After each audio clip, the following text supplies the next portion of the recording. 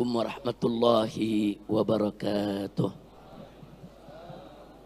Bismillah walhamdulillah wala hawla wala quwwata illa billah. Ashhadu an la ilaha illallah wahdahu la syarika lah. Wa ashhadu anna sayyidana Muhammadan abduhu wa rasuluh la nabiyya ba'dah. Allahumma salli wa sallim wa barik ala sayyidina wa habibina wa syafi'ina wa maulana nabiyyina Muhammadin wa ala alihi at-tahirin at-tayyibin wa ashabihi al-ghurril mayamin wa man tabi'ahum bi ihsanin ila yaumiddin. Amma ba'd. Siyadatul habaib asy-syurafa wa sa'adatul ulama'il fudala wa jami'il hadirin wal hadirat al-ahibba'il a'izza rahimakumullah. في هذه المناسبة السعيدة وبمثل هذا الاجتماع المبارك لا أنسى أن أوصيكم جميعا ونفسي بتقوى الله وبطاعة رسول الله صلى الله عليه وسلم. فنسأل الله سبحانه وتعالى أن يهدينا إلى صراطه المستقيم ويجعلنا من المتقين ويدخلنا جنته جنة النعيم بحق سيد المرسلين والحمد لله رب العالمين. تقبل الله منا ومنكم فتقبل يا كريم. Satu kehormatan sekaligus merupakan satu kebahagiaan bagi saya dan keluarga rombongan yang pada hari ini, malam ini bisa bersilaturahim dengan sahabat seperjuangan saya, keluarga saya, besan saya, yaitu guru kita semua, Sayyidil Habib Al-Muhtaram Al-Mukarram Al-Habib Umar bin Abdullah bin Saleh As-Saggaf hafidhahullahu ta'ala wa ra'ah. Famatanallahu bituri hayatih wa nafa'ana bi ulumih fid dini wad dunya wal akhirah. Amin ya rabbal alamin.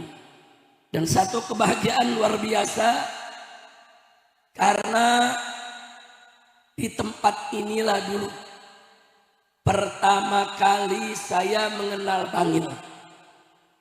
Di saat masih ada almarhum ayahanda tercinta yaitu Sayyidil Walid Al-Habib Abdullah bin Saleh As-Saggaf, di mana beberapa kali saya datang kemari, tapi pertama kali saya masuk ke Bangil di majelis maulid dan taklim Raudatus Salaf yang berasaskan Ahlus Sunnah wal Jamaah. Alhamdulillah. Kita doakan rahimallahu rahmatan wasi'ah wa ghafarallahu lahu maghfiratan jami'ah.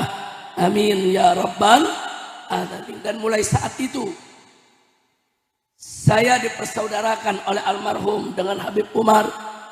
Kita sering pergi bersama, dakwah bersama di dalam, di Pulau Jawa maupun di luar Jawa, bahkan di Indonesia maupun di luar Indonesia.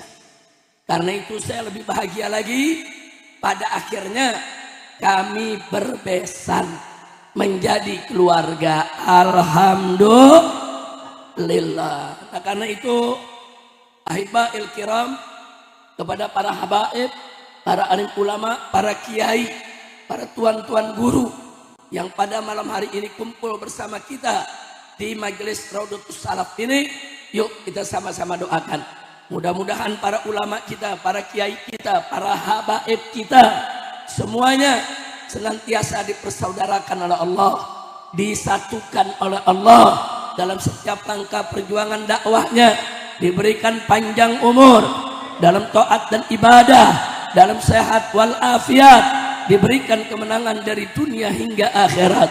Amin ya rabbal alamin. Ahibal kiram, duduknya para habaib dengan para kiai, duduknya para habaib dengan para ulama bersama kita di tempat ini tentu menjadi kebahagiaan tersendiri.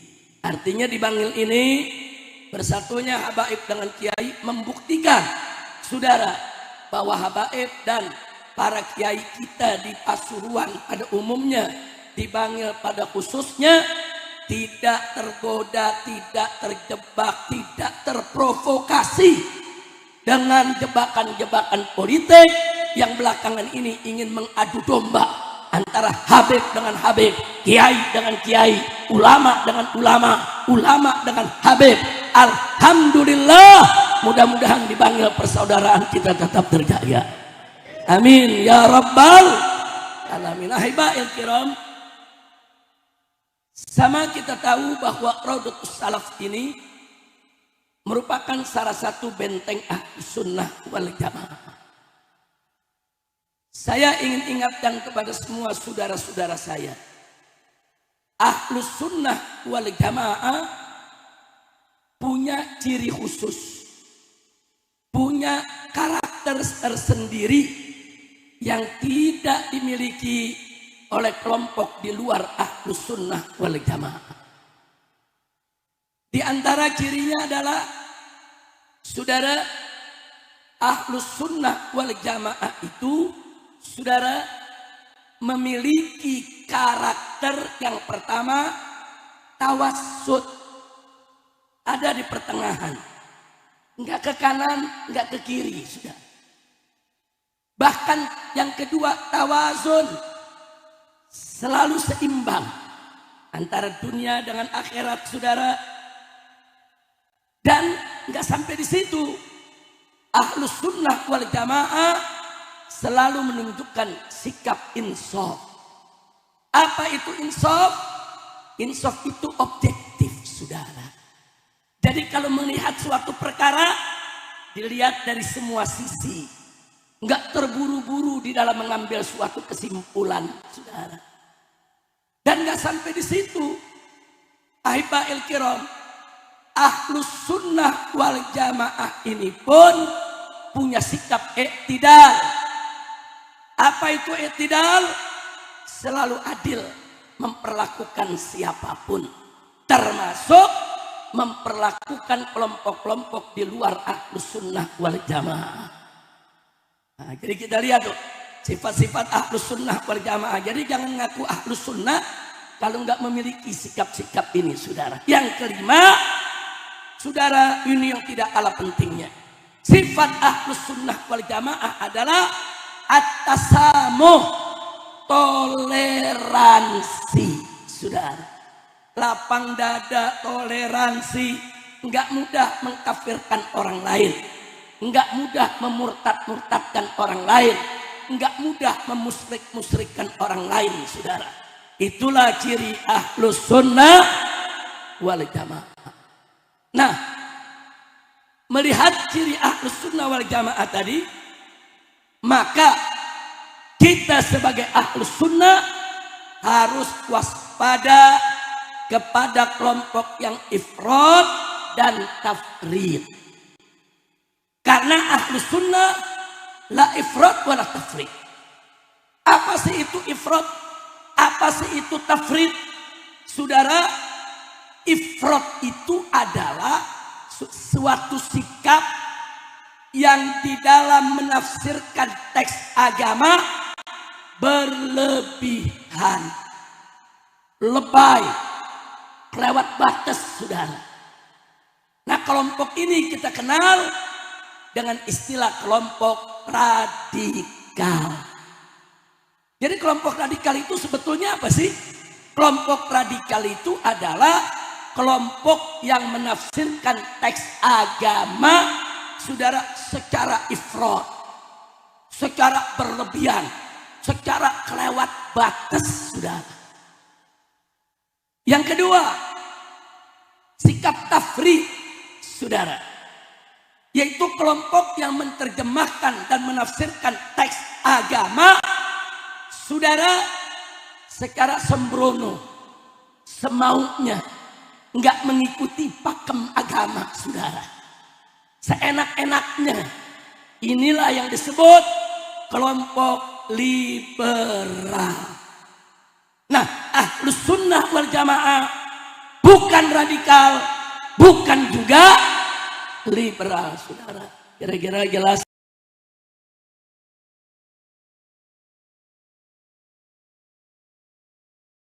Paham tidak? Lanjut. Sallu ala Nabi. Supaya lebih jelas, saya mau kasih contoh. Boleh kasih contoh?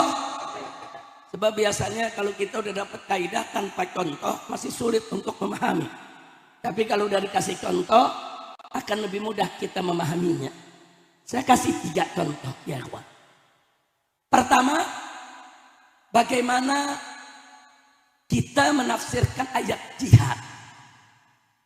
Allah berfirman dalam Al-Quranul Karim, faqala ta'ala, wa qatilul musyrikina kafah, yang artinya perangilah orang-orang musyrik semuanya. Nah, ini ditafsirkan oleh kelompok radikal, saudara, secara berlebihan. Apa mereka bilang? Tuh, lihat perintah Allah. Allah suruh kita perangi itu orang musyrik semuanya, bunuh itu semuanya. Enggak usah pakai tanpa terkecuali. Orang musyrik kafir itu semua musuh kita. Habisi, bunuh mereka, halal darah mereka ditumpahkan.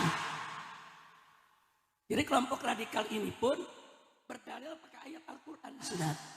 Cuma ayatnya ditafsirkan secara berlebihan. Kira-kira jelas gak? Saya mau tanya, tafsir begitu bahaya tidak? Jujur semua, bahaya tidak? Jadi bagi mereka semua orang kafir musyrik halal dibunuh. Habisi aja udah. Allah yang suruh. Ini tafsir radikal, sudah.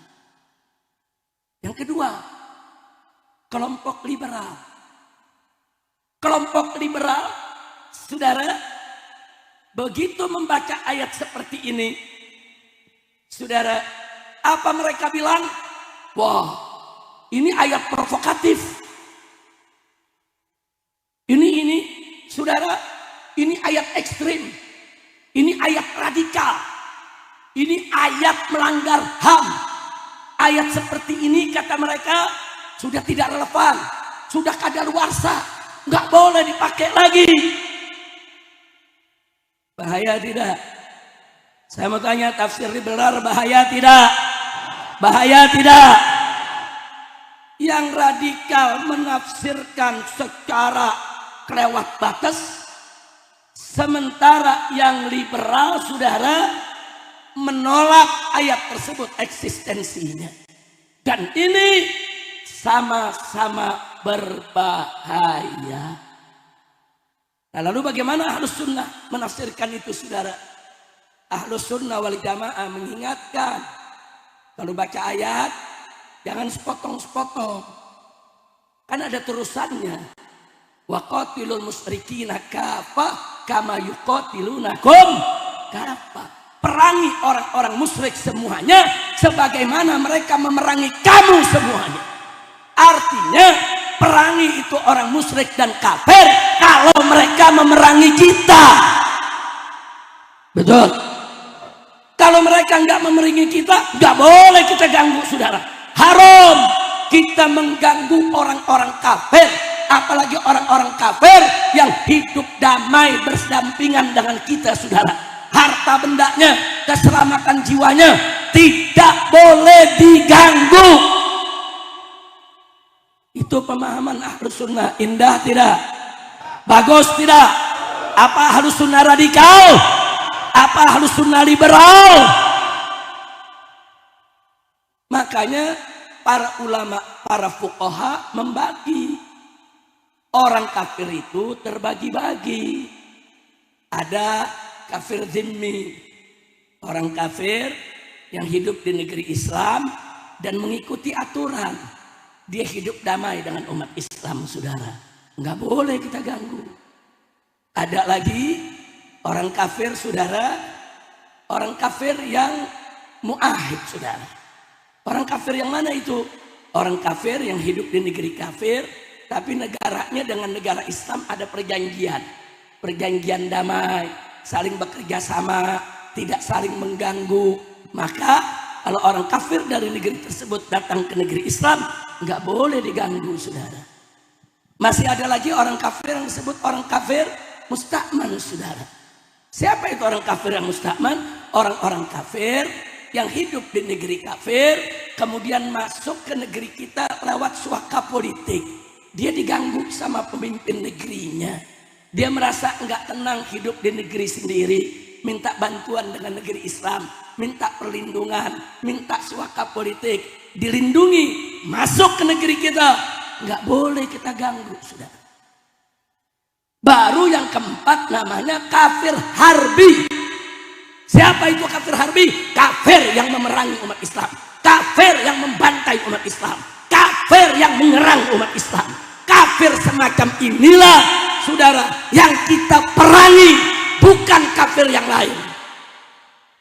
Nah, jadi Ahlus Sunnah tuh rapi, tertib, dibagi-bagi, bukan kayak radikal main pukul rata, semua kafir bunuh, kacau ini negeri. Bukan kayak liberal seenaknya bilang Al-Quran sudah tidak relevan, Al-Quran sudah kadaluarsa, murtad kalau mengatakan Al-Quran sudah tidak berlaku. Betul? Kira-kira jelas tidak? Jadi saya mau tanya, saudara, tahu beda Ahlus Sunnah dengan radikal?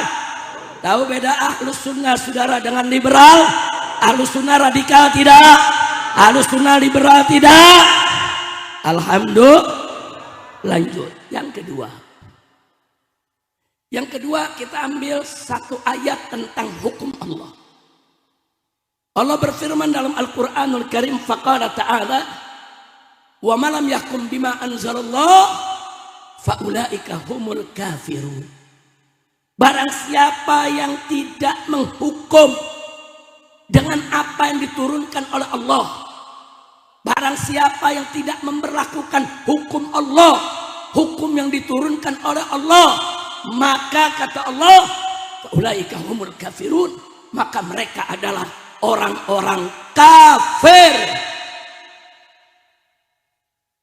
Bagaimana tafsir Ahlus Sunnah? Kita lihat dulu tafsir radikal, saudara. Kata kelompok radikal apa? Tuh lihat, Allah yang berfirman, barang siapa yang nggak memakai hukum Allah, kafir. Dari negara manapun yang nggak pakai hukum Allah, kafir. Orang Islam manapun yang ridho dengan hukum selain hukum Allah, kafir. Kalau begitu Indonesia adalah negara kafir, semua dikafirnya. Tapi mereka pakai dalil. Allah kok yang berfirman, wa man lam yakum bima anzalallah faulaika humul kafirun. Kafir. Karena pemerintah kita, negeri kita, pejabat mulai dari presiden sampai RT RW semua dikafirin, saudara, karena dianggap nggak mau menerapkan hukum Allah. Lalu bagaimana kelompok liberal, saudara? Kelompok liberal mengatakan bahwa ini ayat bahaya ini. Gara-gara ayat ini, kata mereka, ini umat Islam saling mengkafirkan. Ini ayat bahaya ini. Ini ayat provokatif. Ini ayat begini nggak boleh berlaku lagi. Ini ayat melanggar HAM. Ini ayat memaksakan. Ini ayat paksaan, dipaksakan harus pakai hukum Allah, nggak boleh pakai hukum lain. Ini melanggar kebebasan, ini melanggar hak asasi manusia. Mestinya ayat semacam ini harus kita tinggalkan, nggak boleh dipakai lagi. Gawat tidak? Gawat tidak? Radikal liberal ini sama-sama gawat ya, kawan. Saudara, ini radikal dan liberal nih sama-sama kotoran, saudara, yang kita harus waspada. Lalu bagaimana Ahlus Sunnah menafsirkan ayat tadi, saudara? Ahlus Sunnah sangat hati-hati. Ulama-ulama Ahlus Sunnah mengatakan, iya, memang Kalau orang tidak mau menegakkan hukum Allah, itu bisa kafir. Tapi dilihat dulu kapan dia kafir, saudara. Satu, kalau dia tidak mau menerapkan hukum Allah karena dia menentang Allah, karena dia menantang Allah, karena dia anggap hukum Allah tidak adil, kafir. Tapi kalau dia nggak mau melakukan menegakkan hukum Allah karena nggak tahu, karena nggak ngerti, nggak boleh dikafirkan dulu, saudara. Kalau nggak tahu, kasih tahu. Kalau nggak ngerti, kasih ngerti. Kalau nggak paham, dipahamkan. Kira-kira jelas gak? Atau jangan-jangan dia lemah tidak berdaya. Dia mau terapkan hukum Islam, tapi dia lemah, dia tidak berdaya, dia di bawah tekanan, dia nggak mampu melawan. Kalau dia coba-coba mau terapkan hukum tersebut, tekanan, teror, intimidasi, saudara, yang bisa menghancurkan hidup dia dan pengikutnya. Dan ini terjadi. Apa Anda pikir kalau Indonesia menerapkan syariat Islam terus Amerika diam? Apa Anda pikir Indonesia kalau menerapkan syariat Islam terus negara Eropa diam? Ada yang bilang, ya kita lawan. Udah siap belum melawan mereka?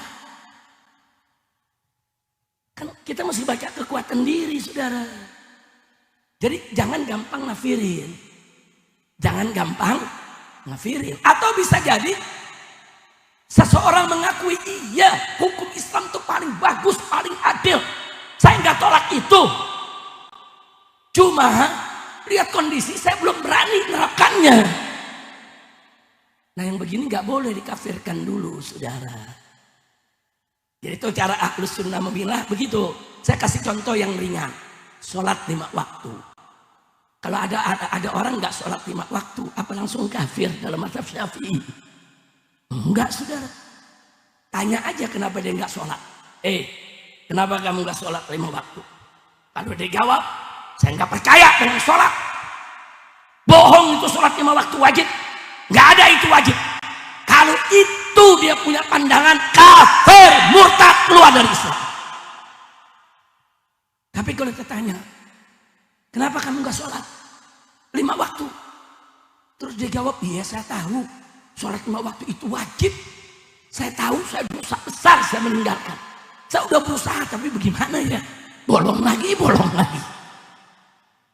Bukan dia tentang hukum, bukan, saudara. Memang orangnya belum bisa istiqamah. Ya, dia berdosa besar, tapi nggak boleh dikafirkan. Itu madhab Imam Syafi'i, saudara. Atau ada orang baru masuk Islam, tinggalnya di hutan belantara, saudara. Dan dia nggak pernah ketemu kiai, nggak pernah ketemu habib, nggak pernah ketemu guru. Dia nggak tahu kalau sholat itu wajib, saudara. Nah begitu dia jalan ke kota, kita tanya di agama Islam, tanya sholat enggak, dia bingung, apaan tuh sholat? Nggak boleh kita kafirin. Kalau nggak tahu, dikasih tahu. Kalau nggak ngerti, dikasih ngerti. Kira-kira jelas tidak? Maka itu saya mau tanya, Ahlus Sunnah wal Jamaah arif tidak? Bijak tidak? Cerdas tidak? Pintar tidak? Apakah Ahlus Sunnah wal Jamaah radikal? Apa Ahlus Sunnah wal Jamaah liberal? Takbir, sallu ala nabi. Jadi itu Ahlus Sunnah, ya ikhwan. Jadi jangan ikut-ikutan radikal. Radikal begitu tuh yang disebut radikal. Kalau di Indonesia enggak, radikal itu apa? FPI radikal. FPI dibilang radikal. Tadi Habib Umar ceramahnya lebih radikal lagi dari FPI. Saya sampai kaget-kaget, saudara. Setan, iblis, jahanam. Kayaknya saya sendiri nggak pernah ceramah begitu. Tapi luar biasa ini. Ini malam hawa perjuangan Habib Umar. Luar biasa. Habib Umar bin Abdullah. Saudara, mudah-mudahan akan memberi semangat kita, menggelorakan kita untuk membela agama Allah. Siap bela agama Allah. Siap bela Quran. Siap bela Nabi. Siap bela ulama. Siap bela kiai. Siap bela habaib. Takbir, Shallu ala Nabi. Jadi yang radikal bukan Habib Rizik, bukan Habib Umar, bukan FPI. Itu yang radikal tuh, yang tadi tafsirnya begitu, saudara. Dia menafsirkan, saudara, ayat-ayat Quran, saudara, secara berlebihan. Tadi saya janji kasih contoh berapa? 3. Sekarang yang ketiga. Yang ketiga kita ambil hadis, saudara. Tadi sudah 2 itu contoh ayat Quran. Ada hadis Nabi alaihi salatu wassalam mengatakan, iyyakum wa muhdatsatil umur fa inna kulla muhdatsatin inna kulla muhdatsatin bid'ah wa kulla bid'atin dhalalah wa kulla dhalalatin finnar. Hadis sahih, saudara. Bukan hadis dhaif. Dipakai oleh semua ulama. Bagaimana pendapat kaum radikal? Radikal dulu. Mereka bilang, Nabi sudah katakan, kullu muhdatsatin bid'ah. Setiap yang baru itu bid'ah. Apa saja baru bid'ah. Dan setiap bid'ah sesat. Dan setiap kesesatan masuk neraka. Pokoknya kalau ada sesuatu yang baru di tengah-tengah umat, semuanya bid'ah, semua masuk neraka. Bid'ah nih. Masuk neraka kita rame-rame. Banyak yang pakai kacamata, bid'ah loh. Saya pernah tanya sama mereka, maksud Anda bid'ah itu apa sih? Dia kata bid'ah itu apa saja yang tidak pernah ada di zaman Nabi. Saya bilang, muka ente zaman Nabi nggak ada. Orang Betawi bilang, berarti muka lu bid'ah dong. Astagfirullahaladzim, inna lillahi wa inna ilaihi raji'un. Ya kalau radikal begitu, saudara. Radikal itu bukan yang bawa pentungan, bukan. Kalau bawa pentungan obrak-abrik pabrik minuman keras kan boleh, betul gak? Betul. Radikal apa boleh? Radikal apa boleh? Boleh. Bukan radikal, saudara. Ini yang radikal, ini yang gampang ngafirin orang. Saudara, bikin maulid zaman Nabi nggak ada, bid'ah, musyrik, sesat, masuk neraka. Kayak dia doang yang masuk surga. Saya nggak ngerti nih kelompok, saudara. Dulu Nabi alaihi salatu wassalam seumur hidupnya, pagi, siang, sore, malam sibuk mengislamkan orang-orang kafir, saudara. Nabi keliling, saudara, kemana tempat sibuk Nabi. Sibuk dengan apa? Mengislamkan orang-orang kafir. Sekarang kelompok radikal pagi, siang, sore, malam sibuk mengkafir-kafirkan orang Islam. Kacau tidak? Tapi ngakunya paling nyunnah, ngakunya paling Islam, ngakunya wadah paling salaf, saudara. Inna lillahi wa inna ilaihi rajiun. Kira-kira ini malam paham arti radikal gak? Jadi yang radikal FPI bukan, Rodotuk Salaf bukan, Habib Umar bukan, Habib Rizik bukan. Wah, ditangkap loh. Loh, kenapa saya bilang ditangkap? Itu yang namanya BNPT, saudara, Badan Nasional Penanggulangan Terorisme. Itu sering keliling dari pesantren ke pesantren, dari kabupaten ke kabupaten, memerangi radikalisme dan terorisme. Itu kalau sudah buka slide, saudara, apa mereka bilang? Hati-hati kelompok radikal, hati-hati kelompok teroris. Contohnya dibuka slide-nya FPI. Aku jadi FPI contohnya. Kacau tidak? Kacau tidak? Inna lillahi wa inna ilaihi rajiun. Udah berlanjut nih. Udah berlanjut. Bukan nih ceramah udah gigi 2 nih. Dikit lagi masuk gigi 5, bubar aja urusannya. Lanjut. Baik ya. Saya lanjutkan soal bid'ah tadi. Bagaimana pandangan kelompok liberal? Liberal mengatakan hadis yang model begini nih menunjukkan Islam itu terbelakang. Masa segala yang baru itu bid'ah? Ya ini mic bid'ah, pesawat bid'ah, Itu namanya mobil juga semua bid'ah. Masa semua masuk neraka? Ini hadis gak benar. Ini hadis memalukan Islam. Hadis macam ini mesti dihapus. Wow. Gawat tidak? Saya tanya, radikal bahaya gak? Liberal? Sama-sama bahaya, saudara. Lalu ahlus sunnah bagaimana? Ahlus sunnah hati-hati. Bid'ah benar. Segala sesuatu yang baru itu bid'ah. Wa kullu bid'atin dolalah, benar, saudara. Tapi bid'ah yang bagaimana, saudara? Bid'ah yang baru yang bertentangan dengan syariat Islam. Jadi malam yaf'al bihin Nabi sallallahu alaihi wasallam wa yukhalifus syariah, itu yang disebut bid'ah qabihah. Itu yang disebut bid'ah sayyi'ah. Sesuatu yang belum pernah dikerjakan Nabi atau belum pernah ada di zaman Nabi dan bertentangan dengan syariat, saudara. Tapi kalau sesuatu nggak pernah ada di zaman Nabi, saudara, tapi dia tidak bertentangan dengan syariat, saudara, sebagian ulama menyebutnya itu bid'ah hasanah. Sebagian lagi ulama mengatakan itu bukan bid'ah selama ada dalil syariat tidak bertentangan, itu namanya syar'i. Kira-kira jelas gak? Paham gak? Nah, jadi kayak peringatan maulid, sebagian ulama mengatakan ini bid'ah hasanah. Tapi sebagian ulama lagi enggak, ini bukan bid'ah hasanah. Ini syar'i ya, ada dalilnya kok.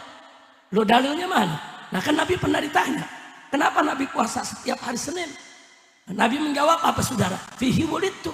Aku dilahirkan di hari Senin. Aku puasa setiap hari Senin. Nabi ditanya, kenapa puasa tiap hari Senin? Nabi menjawab, aku puasa tiap hari Senin karena hari Senin itu aku dilahirkan. Saya ulangi, Nabi ditanya, kenapa puasa hari Senin? Tiap Senin. Nabi menjawab, karena itu hari kelahiranku. Saya ulangi lagi, biar yang radikal nih pada paham. Saudara, Nabi ditanya, kenapa puasa tiap Senin? Nabi menjawab, itu hari kelahiranku. Berarti Nabi memperingati hari lahirnya gak? Berarti Nabi mengingat hari lahirnya tidak? Berarti Nabi merayakan hari lahirnya tidak? Berarti memperingati hari lahir Nabi ada dalil. Selama ada dalil bukan bid'ah, saudara. Kira-kira jelas gak? Suaranya keras tapi bukan radikal. Suaranya doang yang keras, betul? Kita ada dalil kok, betul? Nah, baik saudara. Nah, jadi kelompok radikal memahami soal bid'ah lewat batas. Kelompok liberal kurang ajar, menyala-nyalakan hadis yang dianggap membuat Islam terbelakang, saudara. Nah, sekarang bagaimana Ahlus Sunnah? Kembali saya sampaikan yang barusan. Ahlus Sunnah menerima hadis tersebut, percaya dan beriman memang itu sabda Nabi. Tapi Ahlus Sunnah mengartikannya, yang dimaksud bid'ah di situ apa yang belum pernah dilakukan oleh Nabi atau yang belum pernah ada di zaman Nabi dan bertentangan dengan syariat. Kalau nggak bertentangan dengan syariat, berarti dia bukan bid'ah yang dolalah, bukan bid'ah yang masuk neraka. Saya tanya, Ahlus Sunnah arif tidak? Jawab yang kompak, Ahlus Sunnah arif tidak? Bijak tidak? Cerdas tidak? Bagus tidak? Bersyukur jadi Ahlus Sunnah? Takbir! Sallu ala Nabi. Kalau saya mau kasih contoh, ada puluhan contoh, saudara. Malam ini cukup 3 seksi contoh tersebut, 2 dari ayat Quran, 1 dari hadis Nabi. Begitulah cara orang radikal menafsirkan Quran. Dan begitulah cara orang liberal memahami Quran. Dan begitulah pula cara Ahlus Sunnah wal Jamaah bagaimana memahami Al-Quran dengan cara yang iktidal, dengan cara yang insaf, dengan cara yang tawassut, dengan cara yang tawazun. Itulah Ahlus Sunnah wal Jamaah. Alhamdulillah. Nah, karena itu yuk perkuat benteng Ahlus Sunnah, saudara. Perkuat. Nah, memperkuatnya bagaimana? Bukan dengan kita memusuhi yang di luar Ahlus Sunnah, bukan. Ahlus sunnah dari dulu nggak pernah mengajarkan kita serbu yang di luar ahlus sunnah, bakar mereka, hancurkan mereka, bunuh mereka, nggak ada, saudara. Ahlus sunnah selalu berhadapan dengan kelompok di luar ahlus sunnah dengan dialog, dengan diskusi, dengan adab, dengan ilmu.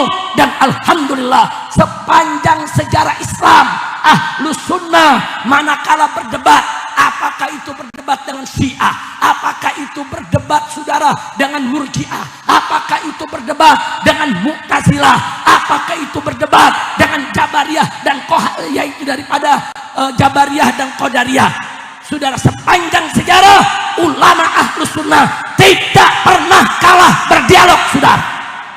Takbir.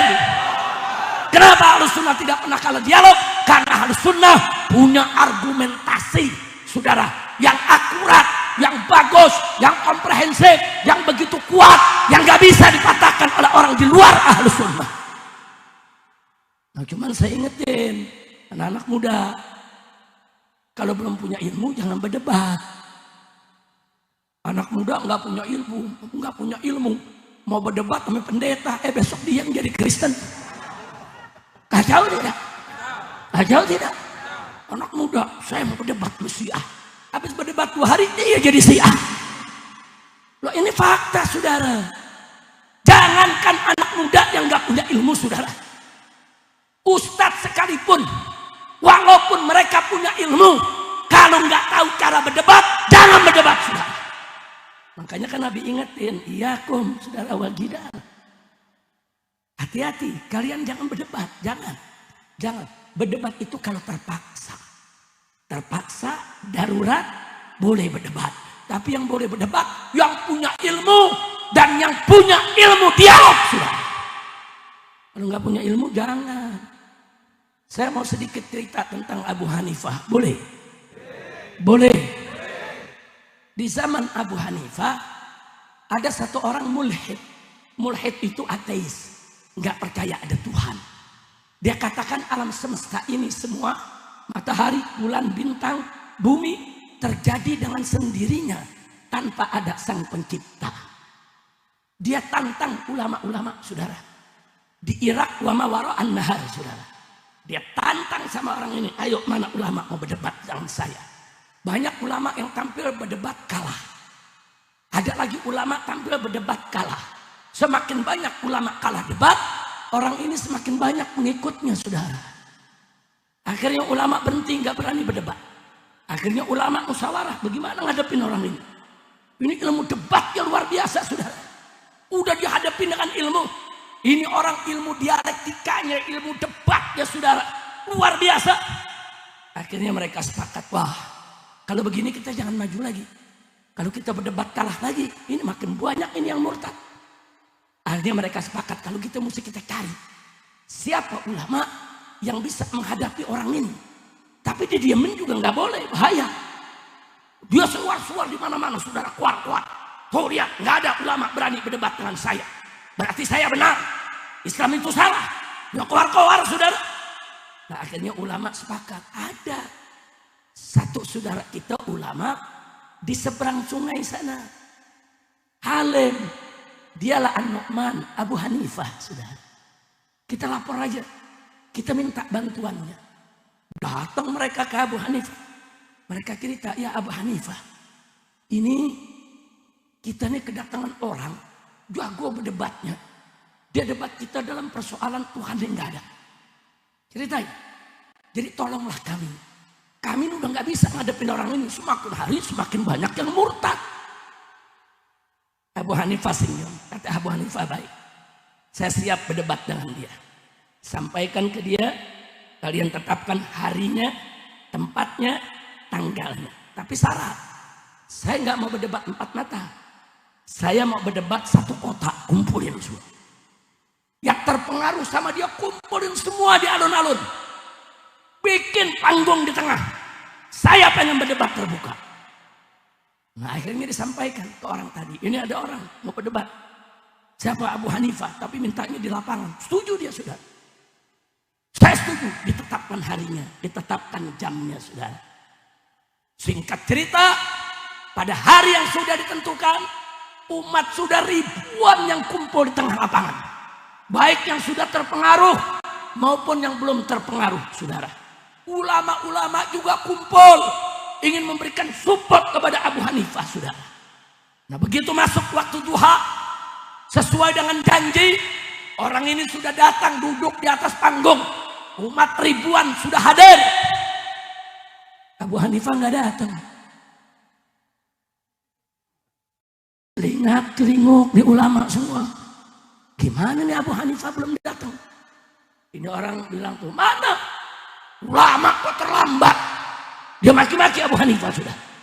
Tapi saya beri waktu, kita tunggu sampai siang. Ditungguin. Sejam Abu Hanifah nggak datang. 2 jam nggak datang. 3 jam nggak datang. Matahari mulai tinggi, saudara. Marah orang ini.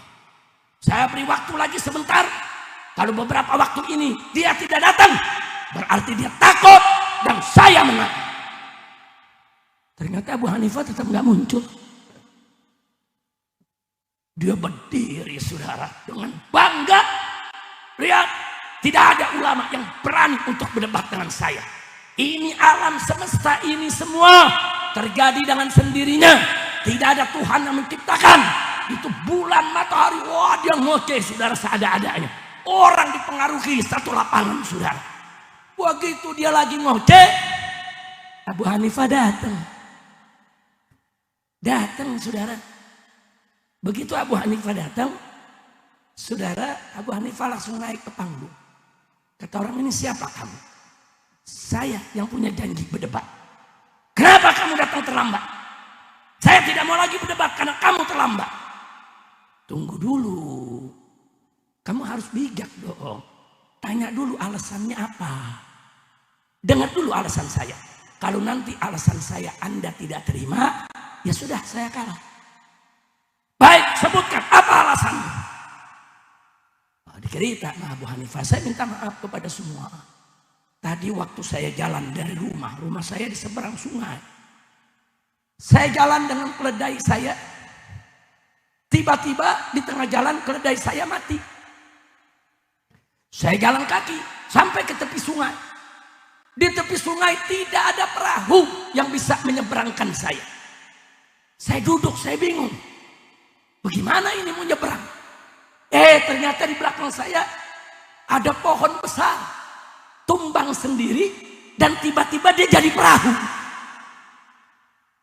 Ini bantuan, saya naik itu perahu. Saya dayung. Belum sampai ujung, hujan besar, pecah itu perahu.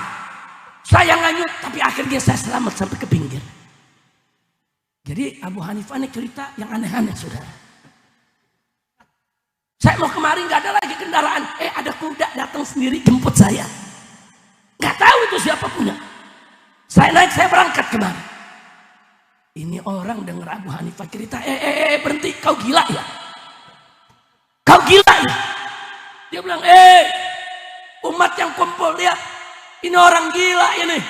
Mana ada perahu jadi dengan sendirinya?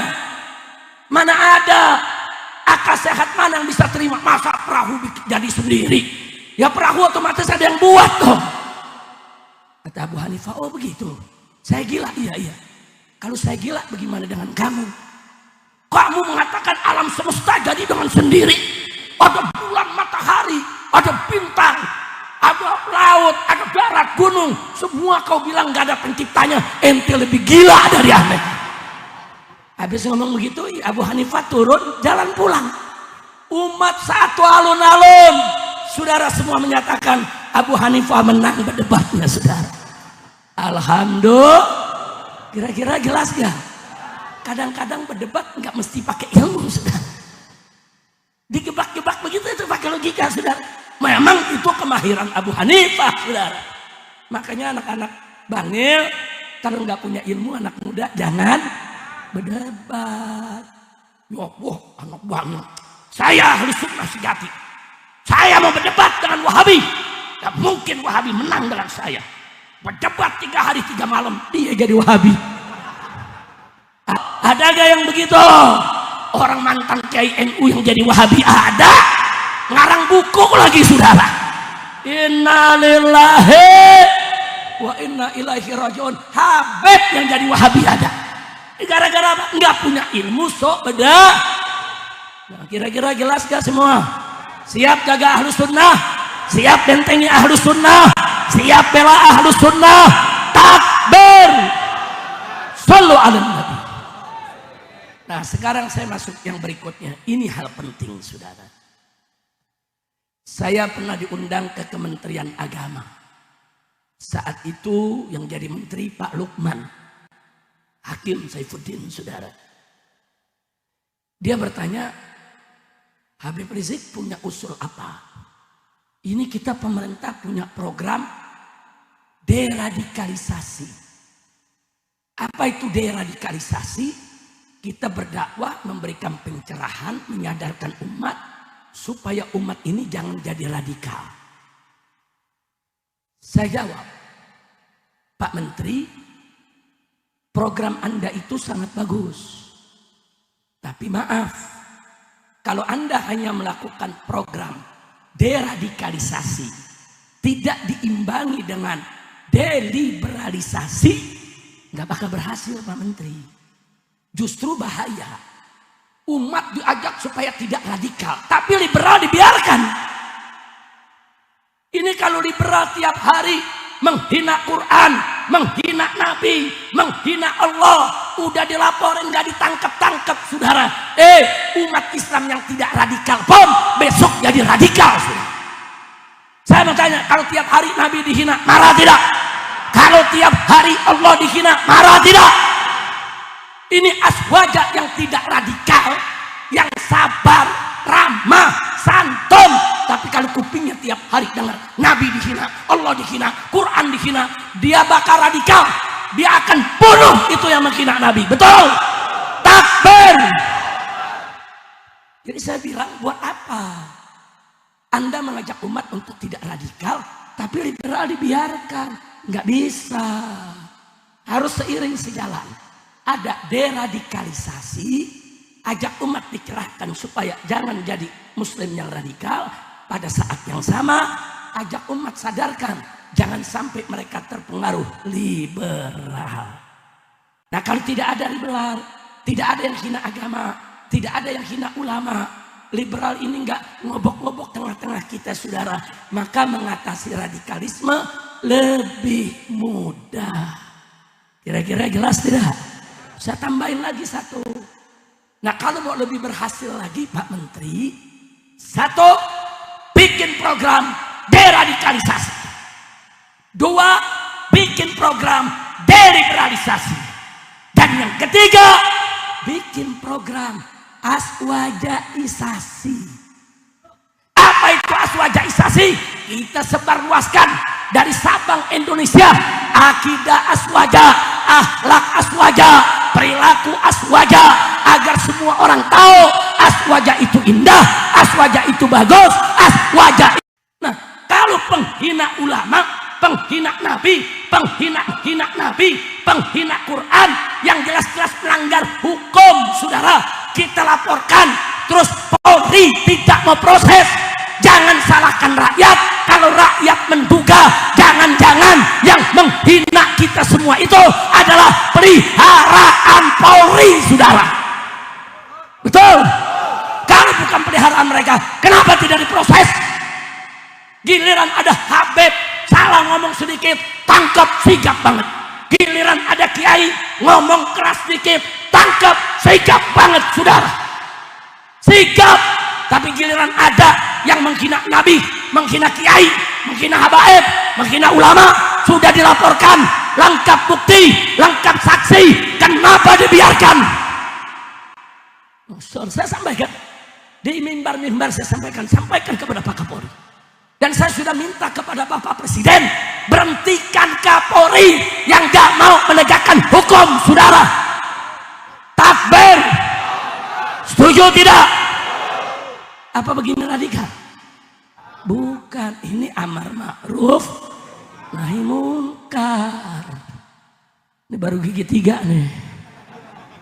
Udah segitu aja Habib ya. Udah sampai gigi 3 aja deh. Ya. Lanjut. Sebentar. Disuruh minum biar adem. Turun lagi ke gigi 1.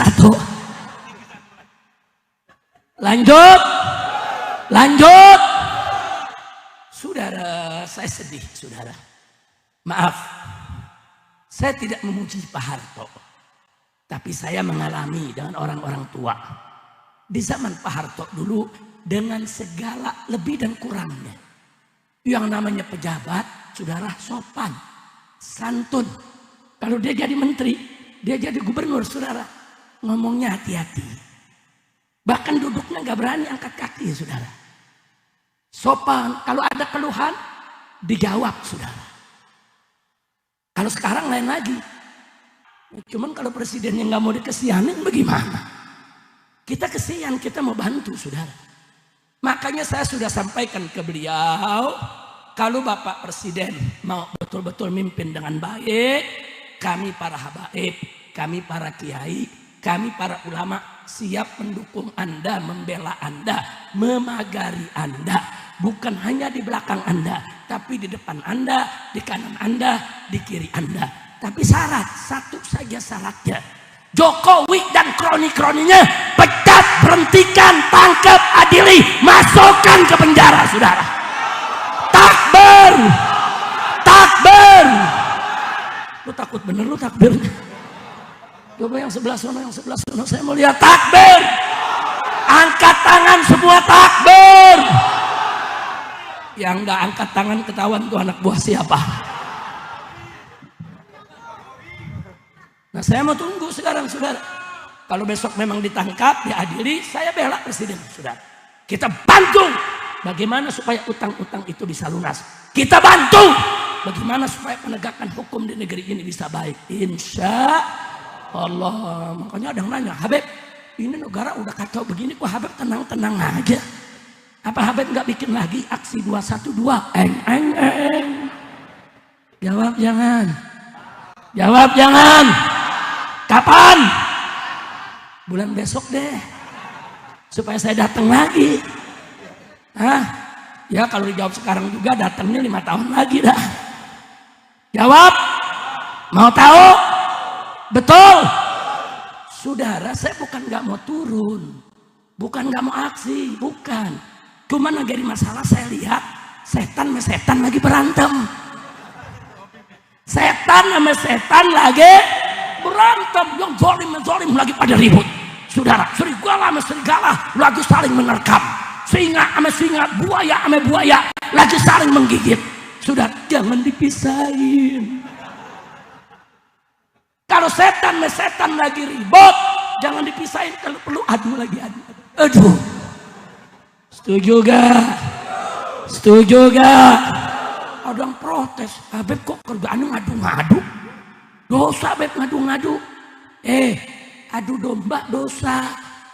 Adu manusia lebih dosa. Betul? Adu setan? Bangil banyak santri nih, ayo saya tanya. Bahsul Masail judulnya adu setan. Ayo, saya mau tanya semua jawab. Adu domba haram tidak? Jawab yang kompak. Adu domba? Adu domba? Adu ayam? Adu kambing? Adu orang? Adu manusia? Yakin? Adu setan? Ya terserah dah. Ada yang jawab boleh, ada yang jawab wajib. Itu yang wajib udah enak banget tuh sudah. Kira-kira jelas gak? Jadi kalau setan lagi berkelahi, jangan kita pisahin. Gelar tikar, saudara, taruh kopi, tonton. Masa bodoh amat mereka berkelahi, betul? Kata orang Pasuruan, preketek. Betul? Betul itu bahasanya. Alhamdulillah. Nah kira-kira yang saya sampaikan jelas tidak? Dari setan biarin lagi dia berantem, saudara. Nanti setan yang satu kalah, yang satu capek, baru kita jorokin yang capek. Jadi kita yang menang rame-rame. Amin. Amin ya Rabbal. Tapi bahagialah bu. Tuh ibu serem banget, mata melotot. Dipanggil nggak nyaut-nyaut. Bu. Alhamdulillah, ibu paham Bu ya? Alhamdulillah saudara. Saya mau sampaikan di sini saudara, kenapa setan dengan setan lagi pada berantem, zalim dengan zalim saudara lagi ribut? Karena doa umat. Umat di mana-mana, di Banten, di Jawa Barat, Jawa Tengah, Jawa Timur, Madura, Kalimantan, sampai ke Aceh, di mana-mana majelis mereka membaca sholawat asghiril zalimin bid zalimin. Hati-hati saudara, itu bukan doa main-main, itu bukan bacaan main-main. Saudara, ini yang baca ribuan umat, jutaan umat, saudara, menjadi munajat, menjadi apa? Menjadi curhatan hati mereka kepada Allah. Mereka panjatkan munajat mereka. Mereka minta kepada Allah, ya Rabb, bikin sibuk untuk orang yang zalim dengan yang zalim. Wa akhrijna min bainis salimin, dan keluarkan kami, selamatkan kami dari tengah-tengah mereka dalam keadaan selamat. Di mana-mana, saudara, dalam beberapa tahun terakhir, baca, dan saatnya sekarang ini digobulkan oleh Allah. Nah, kalau Allah lagi gobulin, jangan dipisahin, syukurin. Alhamdulillah. Kira-kira jelas gak? Jelas semua? Nah, intinya saudara, negara kita sedang tidak baik-baik saja. Kesian Bapak Presidennya, doain. Doain negeri ini saudara. Doa silahul mukmin saudara. La yarudul qada illa doa. Doa ini saudara mukhul ibadah. Intisarinya ibadah, otaknya ibadah, senjatanya orang yang beriman. Baca, Allah akan kabulkan kita punya doa. Insya Allah. Mana Habib Muhammad bin Zain Al-Hadi? Coba dikasih mic satu. Kasih mic. Ya, kasih. Nah, ada tim hadrahnya di sini. Pegang tim hadrahnya. Ayo rame-rame kita baca salawat asghiril zalimin bid zalimin. Allahumma shalli wa sallim alaihi. Allahumma salli ala dina Muhammad wa ashghil بالظالمين. اللهم صل على سيدنا محمد واشغل الظالمين بالظالمين. Angkat tangan semuanya. وأخرجنا من بينهم سالمين وعلى آله وصحبه أجمعين. Lagi. اللهم صل على صلى الله على محمد الظالمين بالظالمين. اللهم صل على سيدنا محمد واشغل الظالمين بالظالمين. Angkat lagi tangannya semua. وأخرجنا من بينهم سالمين وعلى آله وصحبه أجمعين. اللهم صل على سيدنا محمد وأشغل الظالمين بالظالمين. اللهم صل على سيدنا محمد صلى الله عليه وأشغل الظالمين بالظالمين. يا رب. وأخرجنا من بينهم سالمين وعلى آله وصحبه أجمعين.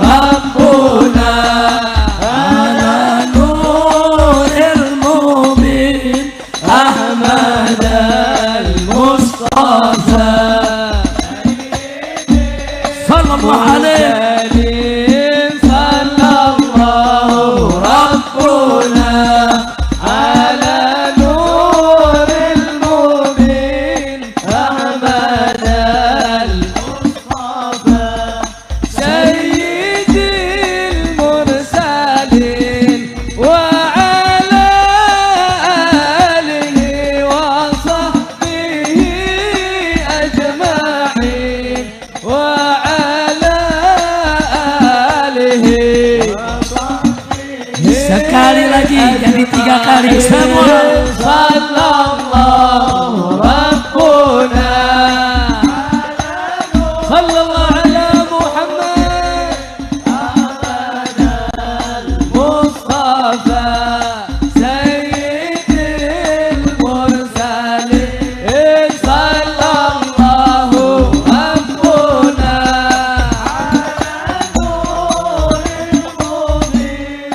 أحمد المصطفى سيد المرسلين وعلى آله وصحبه أجمعين وعلى آله وصحبه أجمعين Sallu ala Nabi.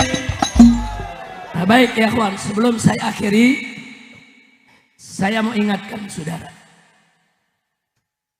Dulu di tahun 1965, ketika terjadi pemberontakan PKI, banyak terjadi bentrokan di berbagai daerah. Ulama yang dibunuh, santri yang dibantai, pondok pesantren yang dibakar, saudara. Nah, ketika itu guru kita semua, almarhum wal maghfurullah Al-Habib Saleh Al-Hamid, Habib Saleh Tanggul, saudara, itu mewasiatkan kepada umat untuk membaca satu sholawat karangan kiai, saudara, yaitu sholawat Badar, saudara. Dan itu disebarkan dari Jakarta, Jawa Barat, Jawa Tengah, di mana-mana, saudara. Dan umat di mana-mana mengamalkan. Dan itu saat kritis, saudara. Kalau sampai kita kalah, PKI yang menang, Indonesia menjadi negara komunis, saudara. Jadi saat itu, saudara, yang bergerak, yang angkat senjata, perempuan di rumah banyak yang baca selawat Badar, saudara. Majelis-majelis taklim, pesantren, masjid. Dan itu menjadi doa kita ketika itu untuk melawan PKI. Alhamdulillah menang, saudara. Nah, sekarang neo PKI bangkit. Saya tahun 2016 diundang oleh ratusan purnawirawan TNI, saudara, di satu gedung terbuka Balai Kartini untuk saya menyampaikan 20 indikasi kebangkitan PKI. Saya jabarkan dengan slide. Dan saya buktikan, bukan sekedar ngomong. Indikasi pertama ini buktinya. Indikasi kedua ini buktinya. Itu di tahun 2016. Hari ini di tahun 2025, 20 yang sudah saya paparkan bukan lagi indikasi. Sekarang sudah terjadi. Makanya saya pertanyakan kepada para purnawirawan tersebut, saudara. Waktu itu Pak Tri hadir, Pak Saidiman sepuhnya TNI hadir, saudara. Saya pertanyakannya kemana? Kita udah paparkan 20 indikasi, kenapa nggak diantisipasi? Kita udah paparkan 20 indikasi, kenapa tidak di-stop? Sekarang semua sudah terjadi, saudara. Nah, maka itu gerakan-gerakan politik yang adu domba antara kiai sama kiai, ulama sama ulama, ulama sama habaib, ini semua gerakan neo PKI yang pura-pura bersorbankan Islam, berbaju Islam, penipu. Makanya hati-hati, saudara. Makanya dari awal ceramah saya tadi saya sampaikan, saya bahagia. Kemarin saya masuk ke Sumeneb, saya masuk ke Bangkalan, puluhan ribu umat Islam kumpul, ribuan kiainya kumpul, berdamping-dampingan, habaib kiai, habaib ulama. Alhamdulillah saudara. Barusannya tadi di sini saya bersyukur. Tatkala ulama dan habaib duduk, berarti mereka tidak bisa diadu domba.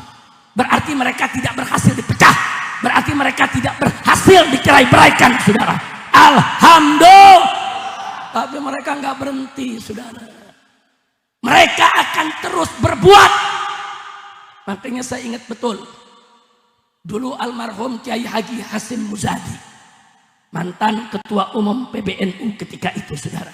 Beliau orang tua saya, beliau guru saya, dan beliau kawan seperjuangan saya. Waktu beliau menjadi penasehat presiden saudara, waktu itu tahun 2016 saudara, menjelang 17 Agustus beliau datang ke rumah saya. Habib Rizik, ini penting, saya mau ketemu. Jangan di kantor PBNU, jangan di pesantren saya mau datang ke rumah Habib, tapi jangan ada orang lain. Baik Kiai, silakan. Akhirnya beliau sampaikan, Habib, saya ini termasuk Dewan Penasehat Presiden. Saya nggak boleh bicara di atas mimbar. Karena soal rahasia negara nggak boleh. Saya nggak boleh bicara di atas mimbar. Saya nggak boleh ikut aksi. Karena kan saya bisa ketemu presiden. Saya kan bisa langsung bicara dengan presiden. Nah ini saya punya berita buat Habib. Ini dalam bulan ini utusan-utusan anak keturunan PKI, berbagai macam ormas yang bela PKI bergantian keluar masuk istana, minta kepada presiden untuk minta maaf kepada PKI. Saya sudah bicara dengan Bapak Presiden, Pak, jangan Pak. Kalau Bapak lakukan itu, nanti kami para kiai, para ulama, baik dari NU maupun Muhammadiyah, kami akan kecewa. Dan kalau itu terjadi, Bapak sudah membuka luka lama. Nanti di bawah bisa ribut, Pak. Tolong jangan. Tapi nggak mau tahu, saudara. Tetap dia meminta maaf secara terbuka pada tanggal 16 Agustus 2016. Makanya Pak Kiai minta bantuan, Habib tolong bantu kami. Bukan bantu saya Habib, bantu umat. Saya udah bicara kemana-mana Habib. Saya udah bicara ke ormas-ormas. Tapi sampai saat ini belum ada gerakan. Saya minta Habib tolong bawa FPI-nya, ajak ormas-ormas yang lain turun ke jalan. Tekan presiden, jangan sampai minta maaf kepada PKI. Akhirnya saudara saya setuju, siap Pak Kiai, saya akan laksanakan. Saudara, akhirnya saudara tanggal yaitu di bulan Agustus tahun 2016 kita turun hampir 1 juta orang. Kita bawa dari parkir Timur Senayan berjalan kaki menuju istana dengan spanduk, kami tolak presiden minta maaf kepada PKI. Kita gerakan saudara, kita tolak. Dan akhirnya presiden di tahun itu tidak jadi minta maaf kepada PKI. Dan setiap bulan Agustus terus kita lawan. Tahu-tahu kemarin pas saya di penjara tahun 2021-2022 dia minta maaf ke PKI. Saudara, kalau negara ini saya bicara, saudara saya pernah ketemu yang namanya Pak Luhut bin Sarpanjaitan. Setelah aksi saya dipanggil, Habib, saya ditunjuk oleh Bapak Presiden sebagai ketua rekonsiliasi antara anak keturunan PKI dengan anak keturunan tentara yang menjadi korban PKI. Nah, Habib kemarin aksi menentang ini. Kenapa harus menentang? Kan Islam mengajarkan. Ini orang bukan Islam pakai ngajarin kita. Kan Islam mengajarkan Habib bahwa minta maaf itu bagus. Saya jawab, begini Pak Luhut ya. Saat itu pertemuan dihadiri oleh Kapolri yang saat ini menjadi Mendagri, saudara. Saya katakan, Pak Luhut ini bukan soal minta maaf.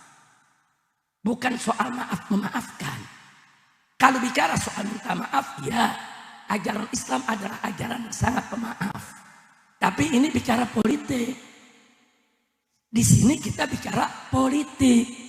Kalau Bapak membiarkan presiden minta maaf kepada PKI secara politik, PKI nggak salah. Itu yang pertama, Pak. Berarti negara salah. Itu yang kedua. Yang ketiga, berarti yang saat itu bentrok lawan PKI, saudara, NU-nya, Bansernya, Muhammadiyahnya, semua ormas Islam, mereka semua bersalah. Dan nggak sampai di situ, Pak. Kalau negara sudah minta maaf kepada PKI, berarti PKI harus direhabilitasi, harus diizinkan kembali sebagai partai. Nggak sampai di situ. Kalau sudah minta maaf kepada PKI, PKI berhak mendapatkan kompensasi ganti rugi. Untuk siapa? Untuk keluarga mereka yang terbunuh, maupun yang dipenjara, maupun yang merasa menderita sepanjang Orde Baru. Dan nggak sampai di situ, Pak. Kalau sampai negara minta maaf, maka PKI bisa mengajukan tuntutan bahwa semua kiai-kiai NU yang tahun 65 menjadi pimpinan Banser, ikut perang lawan NU, mereka dituntut di pengadilan HAM sebagai penjahat perang. Dan ini hasil diskusi saya dengan Kiai Hasyim Muzadi, saudara. Saya dibekali oleh Kiai Hasyim Muzadi. Beb, kalau nanti pejabat bicara begini, ini jawabnya. Kalau Habib kekurangan data, ini data saya berikan Habib. Nggak main-main, saudara. Jadi saya katakan kepada Pak Luhut, tunggu dulu minta maaf. Nggak bisa. Terus dia bilang apa? Enggak, Beb, kita cuma mau kumpul di satu ruangan. Nanti di ujung acara, anak keturunan PKI dengan anak turunan tentara, ya peluk-pelukan lah, selesai. Presiden nggak minta maaf, Beb. Saya katakan, Anda sebagai jenderal, saya bertanya, apa Anda bisa memberikan jaminan tertulis saat ini juga, kalau nanti Jokowi bicara di panggung, Jokowi tidak minta maaf kepada PKI? Dia diam, saudara. Ya, saya nggak kasih jaminan. Terus kok Anda sebagai tentara enak betul memberikan jalan.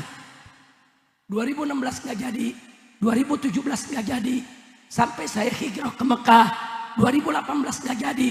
Begitu saya di penjara 2020, 2021-nya negara resmi minta maaf kepada PKI.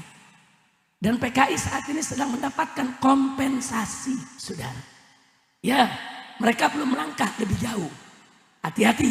Ki Hasyim bercerita kepada saya, Habib, dulu tahun 65 saya ini komandan Banser. Saya ikut perang. Jadi kalau nanti PKI ini dimaafkan, negara minta maaf, kemudian dituntut, ya saya jadi penjahat perang lah. Kiai-kiai NU yang sepuh jadi penjahat perang semua dong. Kurang ajar, saudara. Saya mau tanya, saudara, dulu saat perang terjadi, NU lawan PKI, yang salah siapa? NU atau PKI? Banser atau PKI? Tentara atau PKI? Negara atau PKI? PKI yang salah. Dia yang mesti minta maaf, bukan negara yang minta maaf. Betul? Takbir.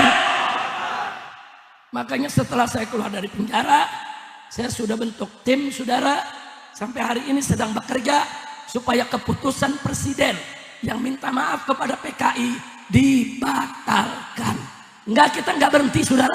Nah, disinilah buktinya Neo PKI sedang bangkit, saudara. Nah, karena dilihat Habib yang melawan, Kiai yang melawan, Habib dan Kiai bersatu, makanya mereka lihat kalau mau menang, adu dulu Kiai sama Habibnya, pecah dulu Kiai sama Habibnya. Itulah, saudara, dikerahkanlah begal-begal nasab yang mengkritik nasabnya Mbak Alwi, yang ngadu domba antara keturunan Wali Songo dengan Mbak Alwi, saudara. Padahal Wali Songo itu turunan Nabi, Ahlul Bait dari Imam Ubaidillah, kalangan Mbak Alwi. Kalau mereka membatalkan nasab Mbak Alwi, berarti mereka membatalkan nasab Wali Songo. Kurang ajar. Dia mau adu, saudara. Begitu saya mau tanya semua di sini, jujur jawab. Melihat malam ini Habib dan Kiai duduk bareng, senang tidak? Jawab yang kompak, senang tidak? Bahagia tidak? Ridho tidak? Mau dipecah belah? Mau diadu domba? Siap bersatu? Takbir! Sallu ala Nabi. Jadi ancaman belum hilang, bahaya belum hilang. Karena itu sebetulnya saya sudah lelah. Saya tidak seperti dulu lagi. Dulu saya bisa ceramah, satu hari satu malam 15-16 tempat saudara. Sekarang nggak bisa, udah capek. Kadang-kadang 3 hari ceramah, sakitnya 3 hari juga saudara. Tapi karena melihat ancaman ini begitu berbahaya, saudara, mulai bulan yang lalu saya aktifkan lagi saudara. Saya keliling lagi ke Aceh saudara. Kemudian saya ke Lampung, saya keliling. Pulang dari sini nanti kita mau keliling di Jawa Tengah. Kita mau keliling Kalimantan. Kita mau satukan habaib dan kiai nggak boleh diadu domba. Habaib dan ulama nggak boleh diadu domba. Saudara, kita semua bersatu. Kalau kita bersatu, nggak ada kekuatan bisa mengalahkan kita, betul?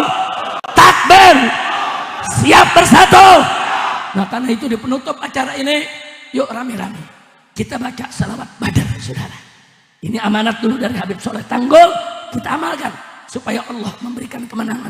Ilahi salimil ummah minal afati wan nikmah. Luar biasa ya Allah, selamatkan umat ya Allah minal afat wan nikmah, daripada segala mara bahaya, segala bencana, musibah. Saudara, kita minta kepada Allah, mudah-mudahan dikabulkan. Silakan Habib Muhammad bin Zain, tim hadrohnya rame-rame.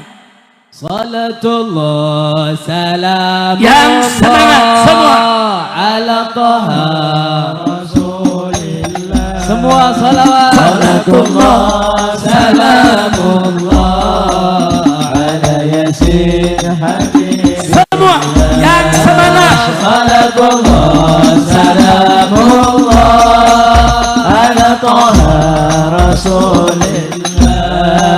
Salatullah salamullah ala Yasin Habibillah.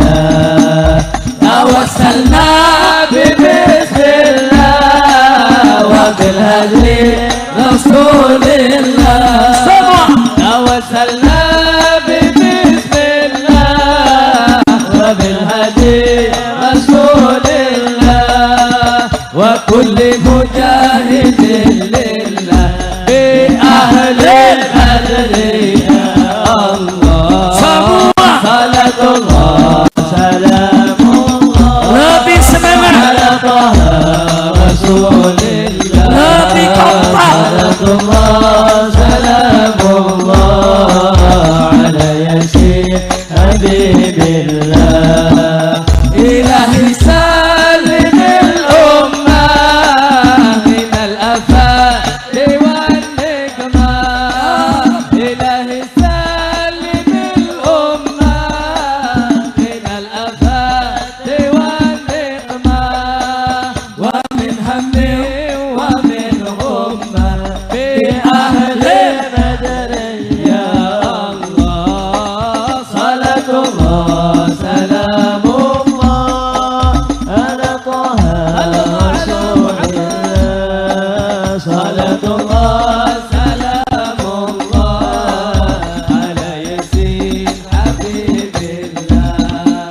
Ilahi kfir wa akrimna binal matalib minna. Ilahi kfir wa akrimna binal matalib minna wa daf'i masa'atin anna bi ahli badri ya Allah. Salatullah salamullah ala Taha Rasulillah. Salatullah salamullah ala Yasin Habibillah. Wa salli ala nabil bari Sallallahu alaihi. bila adin wala hasrin. Wa salli ala nabil bari bila adin wala hasrin. Wa ahli sadatil qurri bi ahli badri ya Allah. Salatullah salamullah ala Taha Rasulillah. Salatullah salamullah ala Yasin Habibillah. Ala Yasin Habibillah.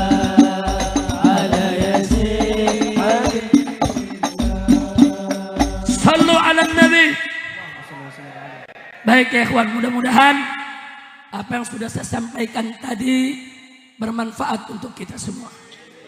Dan semoga tidaklah semua yang hadir di tempat ini nanti pulang ke rumah masing-masing kecuali dosanya diampuni oleh Allah. Kesalahannya dimaafkan, penyakitnya disembuhkan, kesulitannya dilapangkan, kesempitannya juga dilapangkan. Rizkinya diberkahi, pencahariannya dimudahkan, rumah tangganya diharmoniskan, utang piutangnya dilunaskan, mendapatkan keturunan yang solihin dan solehat, bahagia dari dunia hingga akhirat. Dan insya Allah kita mohon kepada Allah, kalau malam hari ini kita kumpul di majelis maulid dan taklim Rodotus Salaf, insya Allah besok Allah kumpulkan kita dalam surganya bersama Nabi kita Sayyiduna Muhammad sallallahu alaihi wasallam. Dan insya Allah bibarkatin Nabi, bibarkatis sholawat, semoga guru kita Habib Umar bin Abdullah beserta semua keluarganya, istri dan anak-anaknya, menantu dan para cucunya dipanjangkan umur dalam sehat walafiat, dalam taat dan ibadah. Begitu juga kita semua. Ala hadhihi niyah wa likulli niyatin salihah wa ila hadratin nabiyil mustafa sallallahu alaihi wasallam bisiril fatihah.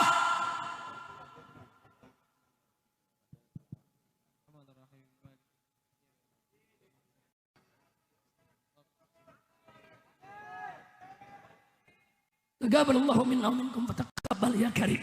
Terima kasih atas segala perhatian. Mohon maaf atas segala kekurangan, kekhilafan dan kesalahannya. Hadani Allah wa iyyakum ila siratihil mustaqim. Wassalamualaikum warahmatullahi wabarakatuh.